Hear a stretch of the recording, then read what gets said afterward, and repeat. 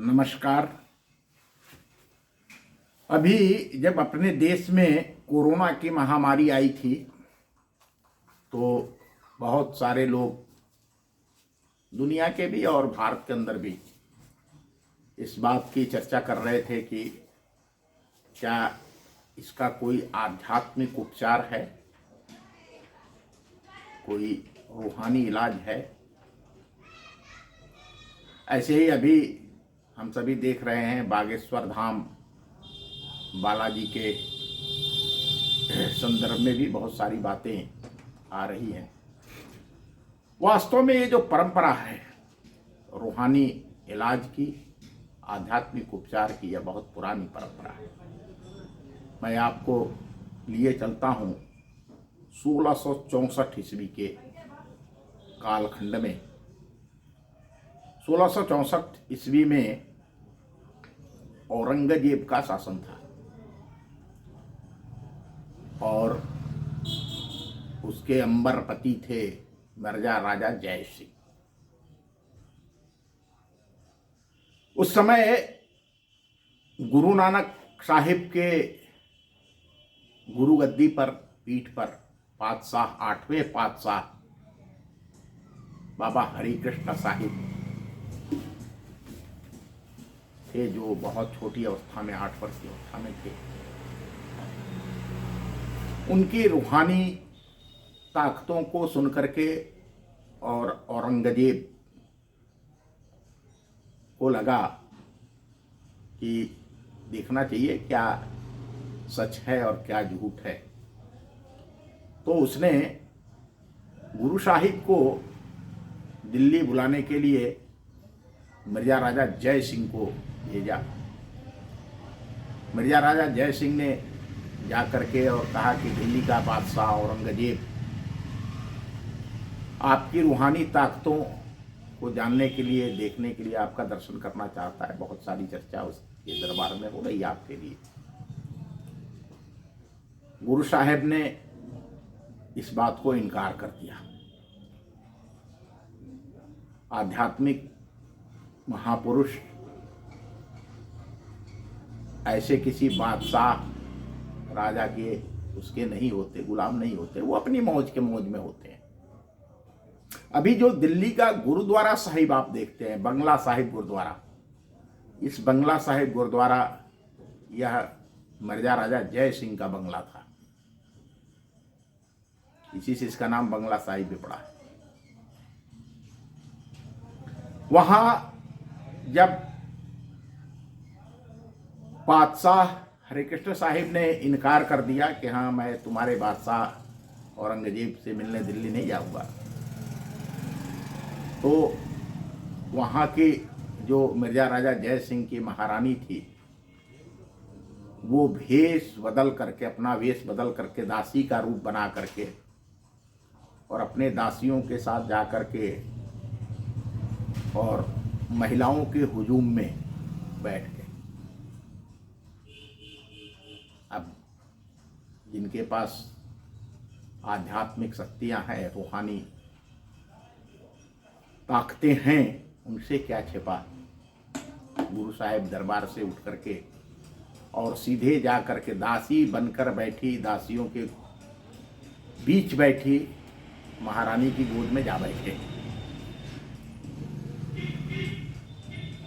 राजा और रानी, मिर्जा राजा जय सिंह और उनकी महारानी, दोनों गुरु साहिब के इस चमत्कार को देखकर दंग हो गए। जैसे अभी लोग दंग हो जाते हैं कि कैसे बागेश्वर धाम के आचार्य धीरेन्द्र कृष्ण शास्त्री लोगों को पहचान लेते, बता देते। कुछ ऐसी घटना घटी थी और वो गुरु साहिब के भक्त हो गए। फिर कहा जाता है कि ऐसे लोगों के अंदर वो निश्चल बचपना होती है उनके अंदर, उनके लिए कोई बड़ा कोई छोटा यही नहीं होता। जब उसका अहंकार होता है, बादशाह का अहंकार था, इसके नाते उन्होंने मना कर दिया। लेकिन जब एक महारानी गुरु दर्शन के लिए दासी बन गई तो बादशाह गुरु बालक बन गए। उस समय दिल्ली के अंदर हैजा और चेचक की महामारी थी, लोग मर रहे थे।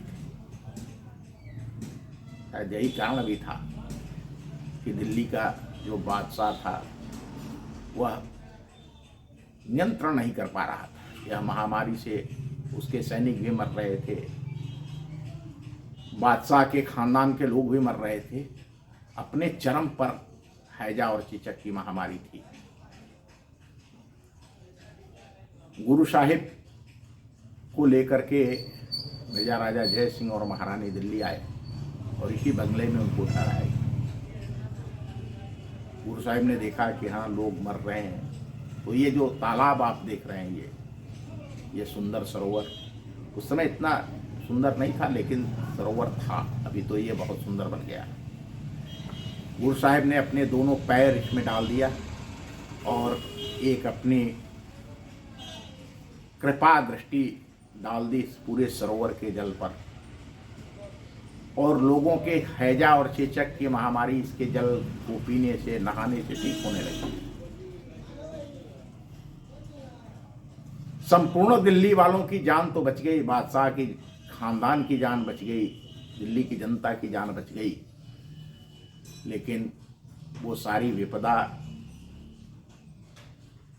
बादशाह 8वें गुरु हरिकृष्ण साहिब ने अपने ऊपर झेल लिया। ये ऐसी अनेक कहानियां गुरु नानक देव जी ने भी इस पूरे भारत की, मैं आज का भारत कह रहा हूं तो उसमें आप अफगानिस्तान, पाकिस्तान, बांग्लादेश, म्यांमार सब कुछ शामिल है। अपनी उदासियों में गुरु महाराज गुरु नानक देव जी ने जिन जिन भी स्थानों पर गए, सारे स्थानों पर ऐसे चश्मे, ऐसे सरोवर, ऐसे स्थान मिलेंगे जो लोगों को चंगाई, बीमार लोगों को आरोग्यता प्रदान करने का काम किए।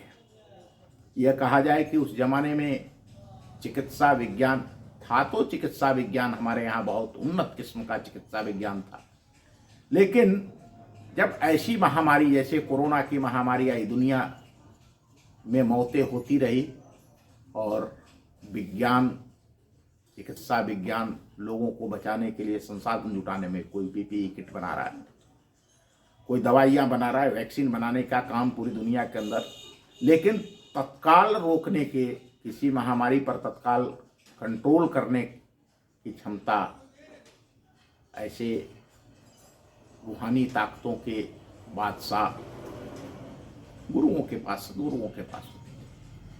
ये बंगला साहिब गुरुद्वारा उसी हैजा और चेचक की महामारी से दिल्ली के लोगों को बचाने, ये दिल्ली के लोगों क्या, उस जमाने में सारे लोग इतने संपन्न नहीं होते थे।